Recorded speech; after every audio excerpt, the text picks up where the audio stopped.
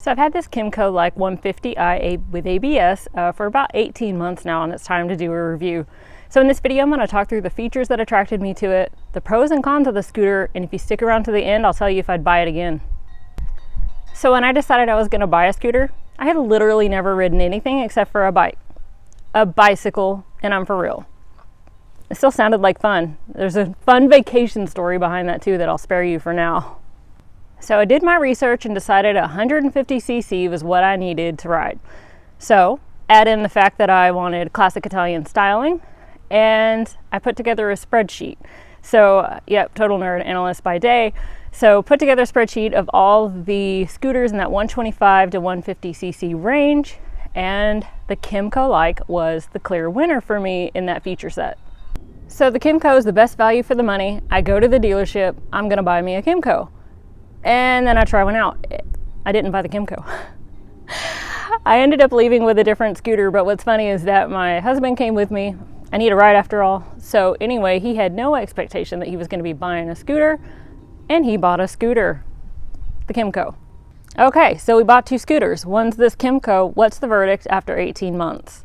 First, let's dive into the features that brought me to the KYMCO and how it's performing if it lived up to those standards.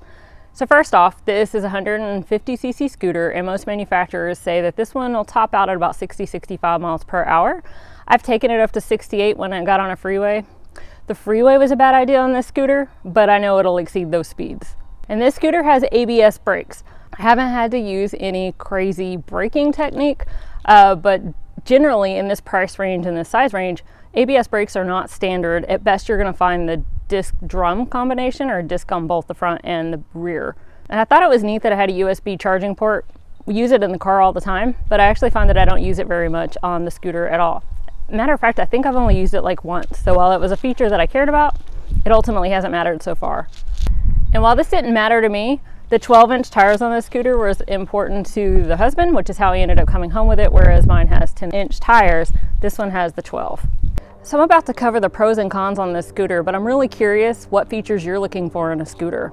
So heads up, the spreadsheet started with 125 to 150cc scooters, but I've since expanded it to that 50cc and beyond. If it's made by a reputable scooter brand and it's called a scooter, you'll find it on that spreadsheet.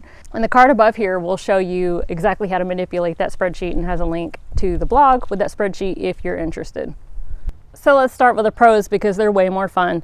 This scooter has zip.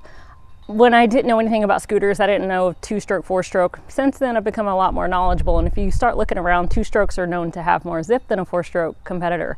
However, when you get to this scooter size, they don't come in two strokes, but I was pleasantly surprised that this scooter has a ton of zip. And this scooter is super smooth. I normally drive a genuine buddy kick that has 10-inch tires and a different suspension, and this one with a telescoping fork and the 12-inch tires. So there's a huge difference in the ride quality. And I know it's silly, but this scooter, even dirty, looks great. I know that's totally superficial, but it's reliable and it's pretty, and that speaks to my soul. So now let's cover the cons. I have a separate video that I put together on the pet peeves of this scooter, so it goes in a lot more detail on some of these cons. But the number one thing that I have to complain about with this KYMCO Like is that it doesn't have good helmet storage. The underseat storage box doesn't fit one, and nor does it fit on the little helmet post that's supposed to lock it to the side of the scooter. So you either need to find some aftermarket accessory, or you're gonna have to carry your helmet in wherever you're going. That leads me to the next con. I really dislike that there aren't accessories for this scooter. The best you can find are some universal, and they don't fit very well usually. But if you buy a genuine or a Vespa, they have quite a few accessories, whether they come from the manufacturer or aftermarket. There's just more stuff. Getting gas in the scooter is another pain. It's in a tight spot, and it always takes me a good length of time to get the gas. But I guess it's a good thing about getting over 80 miles per gallon. I don't have to fuel up too often. And as far as cons, the last thing I'll say is that some of the components feel a little bit cheap, especially when you're opening the glove compartment or the gas compartment. When you're opening and closing them, they just feel cheap. But again, I've had zero quality or reliability issues on this scooter at all in the 18 months so far.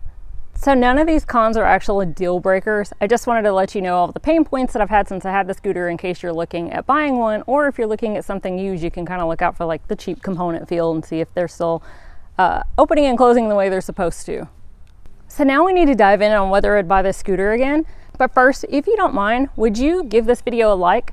Definitely subscribe, because I'll be posting more information about this KYMCO and other scooter information. Okay, so let's dive into that would I buy this scooter again thing. And that's where it's kind of the trick question. I didn't buy the scooter, the husband did. And I actually adopted it. I ride both the scooters way more than he does. But I asked him, I said, would you buy it again if given the opportunity? And he said, yes, as long as he wanted a scooter in this 150cc size range against even the 20 and 21 model offerings, he'd still buy this scooter again. So it's a great scooter. And even though we do wish we had gotten something bigger, we use these things all the time. So if you have any questions on this KYMCO, please drop them in the comments below. And before you run off, don't forget to hit that like and subscribe.